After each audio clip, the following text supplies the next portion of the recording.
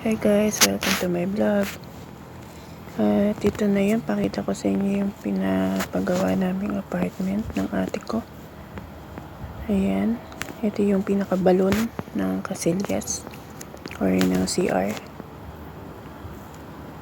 Ayan, dalawang apartment yan eh. Ayan, malalim talaga siya. At ito yung pinakaloob. Ayan, pinapormahan pa lang yung pinakalababo.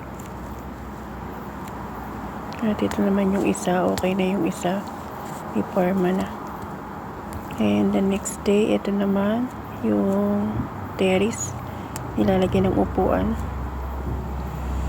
Ayan, nilagyan na rin to ng flooring, yung terrace. At yun, may porma na rin yung isang lababo.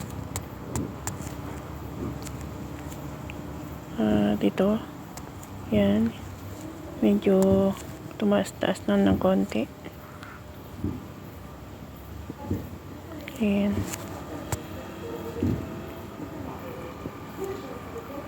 At ito yung next day.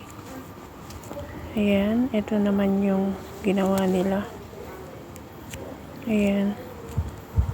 Okay na yung labas. Ito yung terrace na nilagyan nila ng upuan. Yan, finishing ng lahat. At ito yun na yung lababo. At ito yung kwarto naman. Okay na rin. Almost done. Ito yung terrace. May upuan na siya.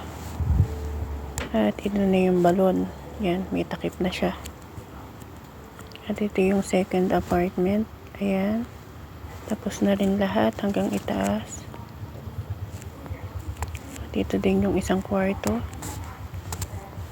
Ayan, sa awa ng Diyos. Pautay-utay. Ito yung CR.